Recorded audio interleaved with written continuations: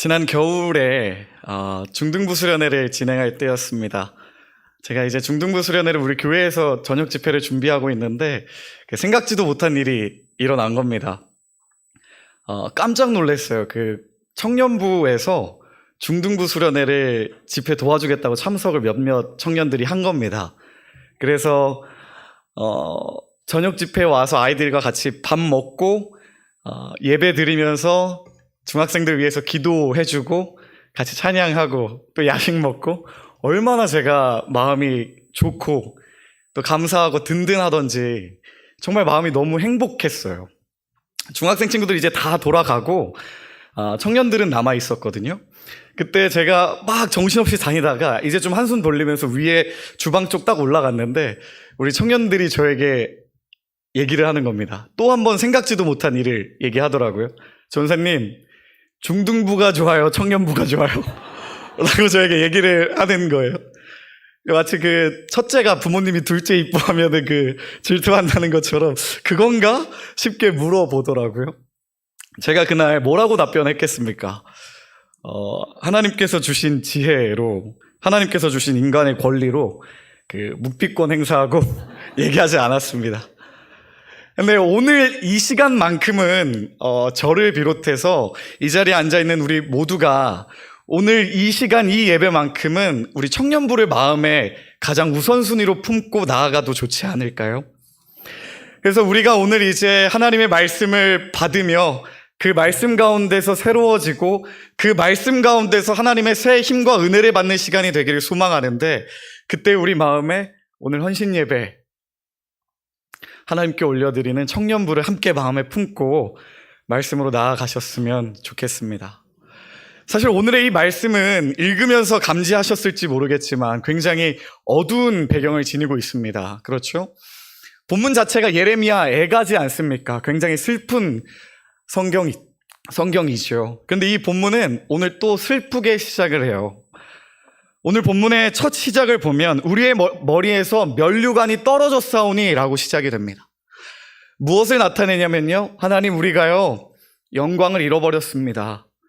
하나님 우리가요 하나님께서 씌워주셨던 그 영광, 하나님께서 허락해 주셨던 그 놀라운 역사들 다 잃어버렸습니다 라고 시작합니다.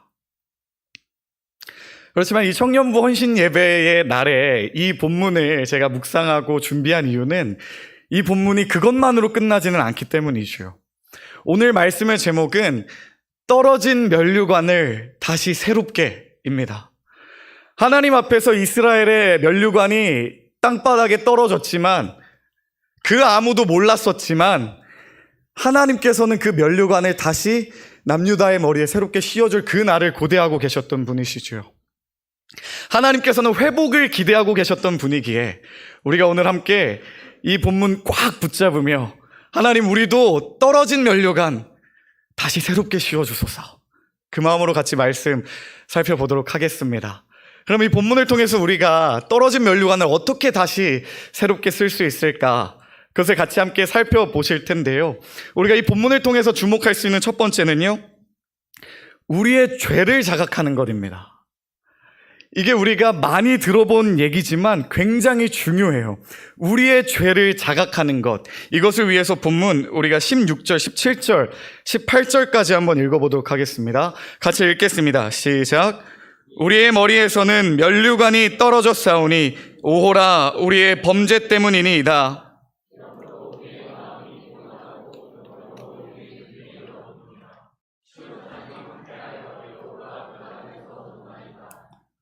아멘.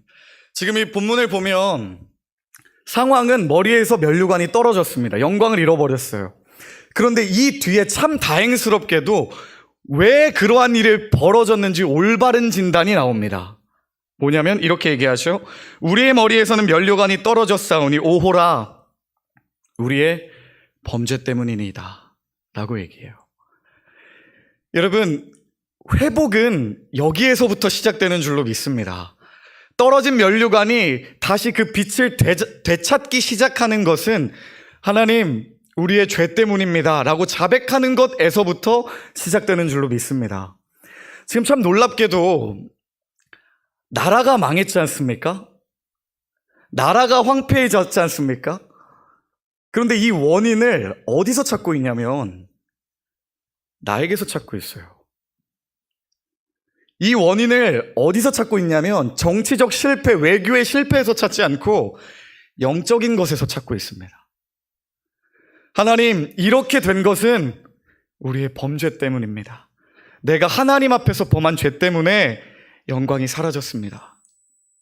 이 마음과 이 정신이 우리에게 우선적으로 필요할 줄로 믿습니다.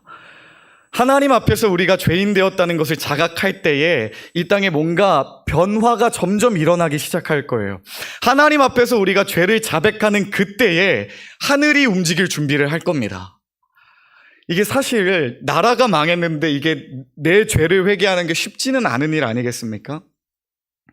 우리는 어떻죠?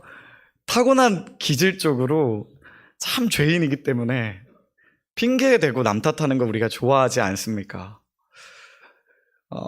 저는 부끄러운 얘기지만 그 핑계대고 남 탓하다가 그게 제가 절정에 이르렀던 순간이 언제냐면 제가 그 하나님 탓을 한 적이 있었습니다.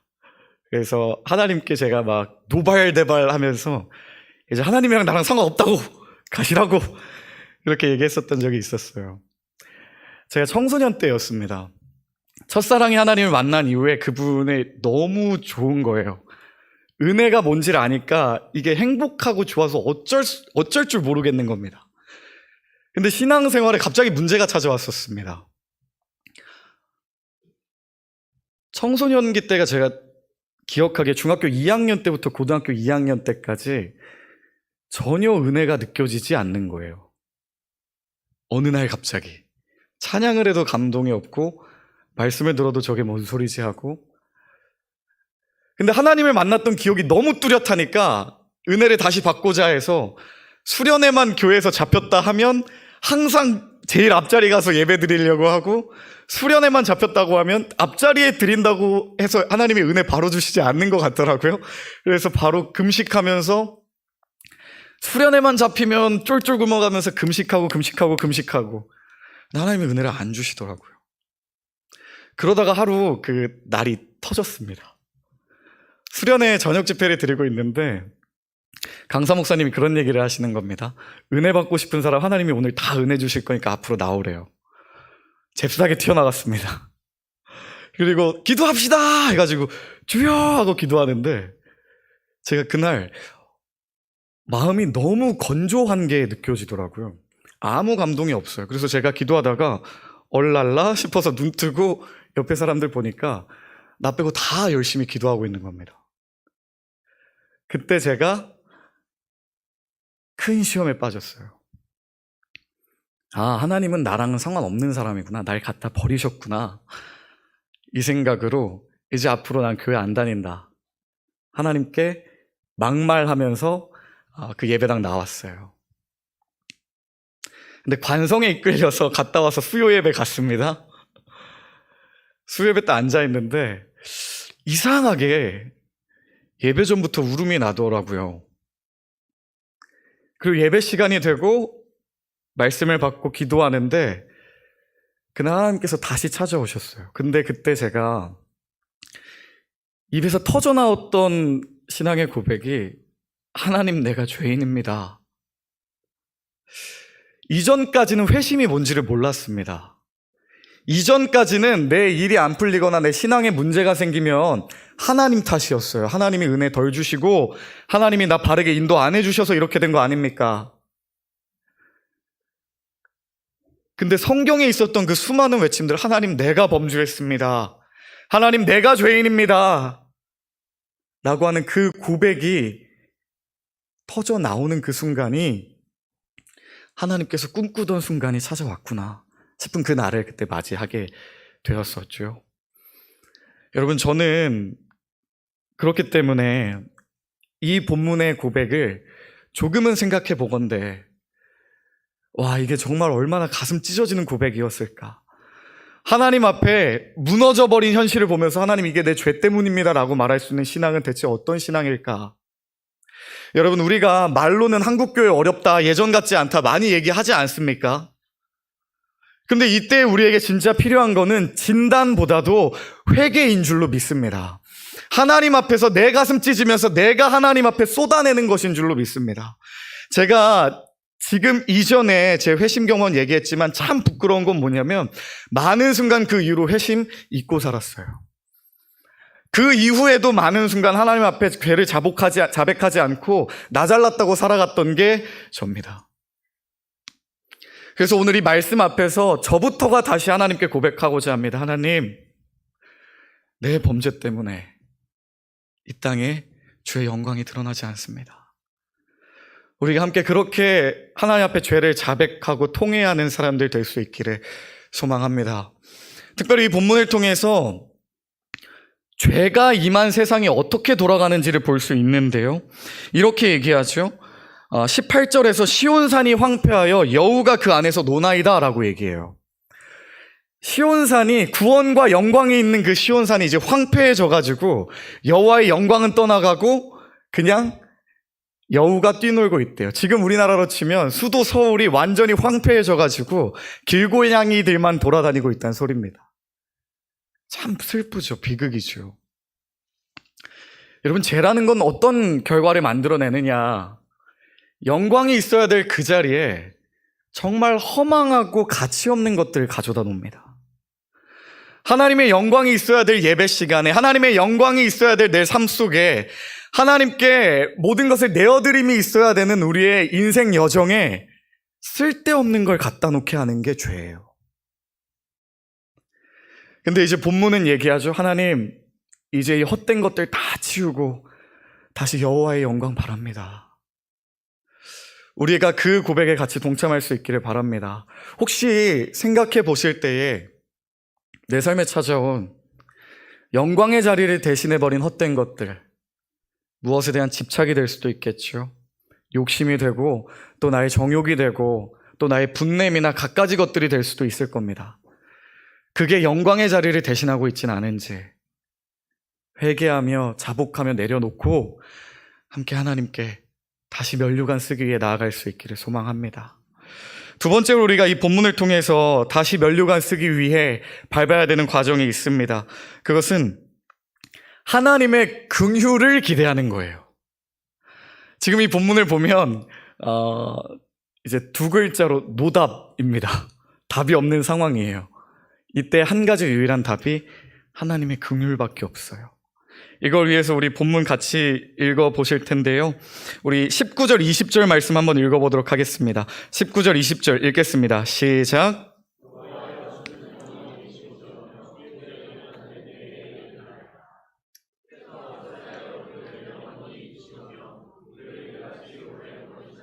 아멘. 하나님 앞에서 회복을 갈망하며 주님 내 죄입니다 라고 얘기했던 이가 이제 고백하는 건 뭐냐면 여호와여 주는 영원히 계시오며 주의 보좌는 대대에 이르니이다 라고 얘기를 해요. 지금 상황이 뭐죠? 이 땅에서는 면류관을 잃어버렸습니다. 이 땅에서는 곧 보좌를 상실해버렸어요. 근데 이때 눈을 들어 이제 어디에 소망을 두냐면 무너지지 않고 영원한 하늘 보좌에 소망을 둡니다. 하나님 나 무너졌습니다. 하나님 나 파산했어요. 하나님 영적으로, 국가적으로, 교회적으로 우리 완전히 이제 끝났습니다. 근데 이제 눈을 들어 하늘을 봅니다. 근데 하나님, 주의 보좌는 견고하네요. 그런데 하나님, 주님은 여전히 굳건하시네요. 거기에 소망을 두고 주님의 긍휼을 구하는 것이죠. 그래서 여러분, 진짜 주여 은혜를 주시옵소서, 우리를 불쌍히 여기시옵소서, 이 말은 우리에게 가벼운 말이 아니라 정말 우리의 인생과 이 한국 교회를 바꿀 수 있는 말인 줄로 믿습니다.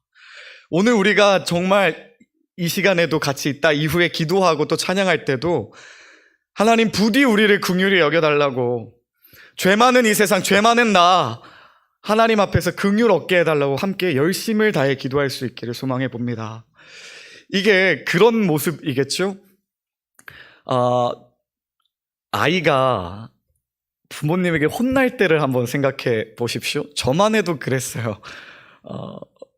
특히 제가 남자인지라 아들들은 혼날 때 고집을 잘 안 굽히려 하는 것 같더라고요. 그래서 제가 어머니가 예를 들어서 이거 왜 그랬어? 라고 하시면 처음에 막 대들어요. 아니 그게 아니라 이렇게 하면서 제가 잘났다고 막 소리 같이 지릅니다. 근데 이제 어머니가 더 화를 내시면서 교정해 주기 위해서 막 화를 내시면 그럼 이제 제가 완전히 겁먹어서 울음이 나는 때, 지금이 아니라 아기 때 얘기하는 겁니다.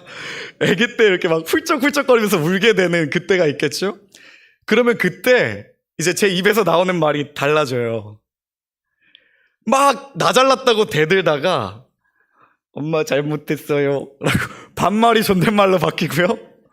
곧바로 말이 막 언성 높이면서 화내면서 얘기하다가 톤도 낮아지고 말도 느려지면서 한 번만 봐주세요 이렇게 되죠.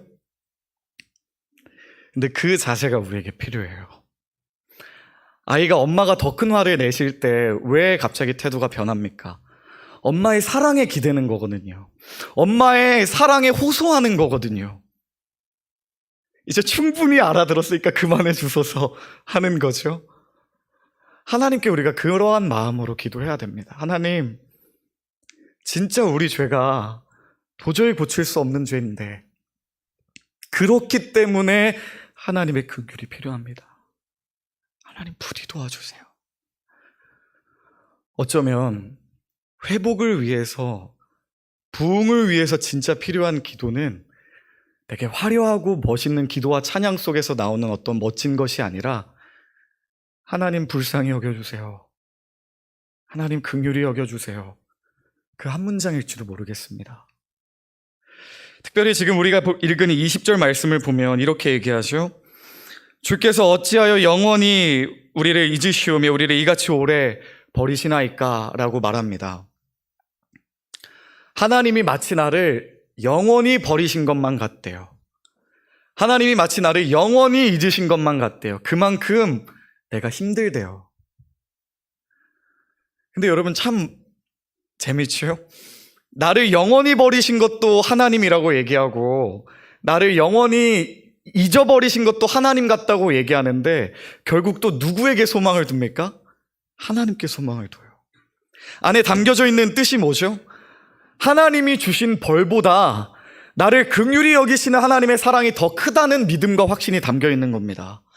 그렇기 때문에 하나님께 혼나고 하나님께 다시 간구하는 거죠. 어린아이는 엄마한테 혼나고 울면서 다시 엄마에게 달려가서 안겨요. 왜냐하면 어머니의 화보다 어머니의 사랑이 더 강할 걸 알고 있기 때문이죠. 우리도 마찬가지가 되어야 됩니다. 하나님 진짜 너무 힘듭니다. 아픕니다. 그런데 주님, 내게 주신 벌보다 하나님의 사랑과 긍휼이 더 클 줄 아니 주님께 달려갑니다. 그것이 이 본문에 있는 자세이고 이제 우리에게 나타나야 할 마음일 줄로 믿습니다. 이제 이 지점에서 우리가 마지막 세 번째로 살펴볼 것이 있는데 이제 우리가 죄를 자백하고요, 주의 긍휼을 구하고 이후에 다시 면류관을 향해 나아가는 것입니다. 하나님 품에 안긴 이후에 이제 다시 면류관을 향해, 영광을 향해 나아가야 됩니다.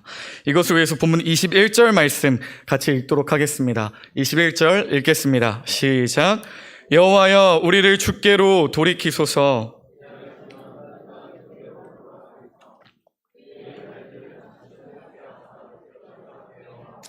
아멘. 지금 이 본문에서 이렇게 얘기합니다. 하반절 얘기하죠. 우리의 날들을 다시 새롭게 하사 옛적 같게 하옵소서.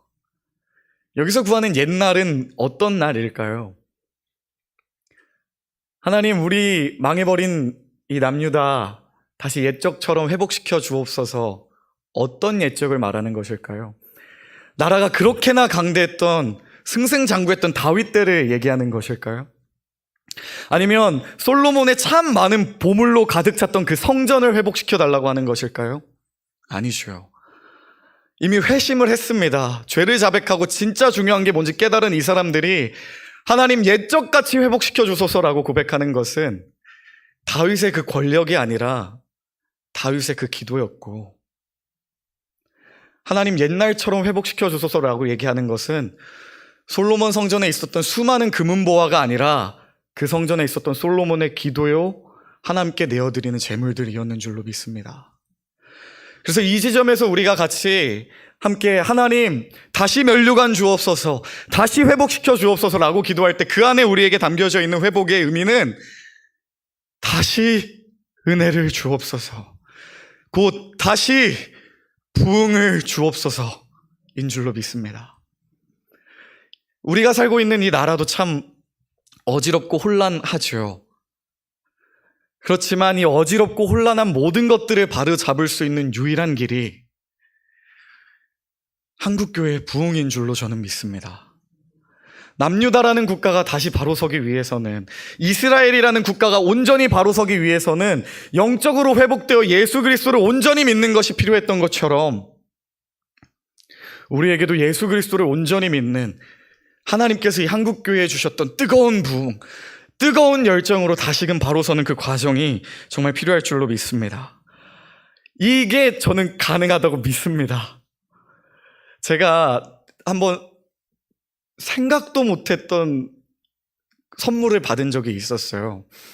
친구한테 전화가 왔습니다. 받았어요. 근데 이 친구가 굉장히 비싼 고가의 식당을 얘기하면서 그 식당으로 오래요. 그러면서 뭐라고 얘기를 하냐면 거기 식당으로 와서 밥 좀 사줘 라고 얘기를 하는 겁니다. 그래서 뭐라고? 사달라고. 그래서 그러니까 네가 지금 그 비싼 데로 날 부르는데 사준다고가 아니고 사달라고? 그랬더니 사줘! 해가지고 그래 일단 알겠다 하고서 제가 갔어요. 갔는데 이 친구가 저한테 갑자기 턱 하고 선물을 꺼내놓는데 제가 공부하고 설교 쓰고 개인적으로 이렇게 교재 만들고 하는 거 편하라고 가장 좋은 노트북을 저한테 갑자기 선물을 해주는 겁니다. 어제 예배 드리는데 그렇게 마음이 들었대요.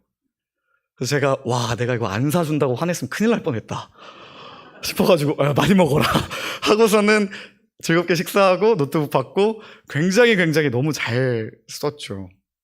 저한테 되게 저보다 똑똑한 노트북입니다. 제가 어떻게 기능을 다 못 써요.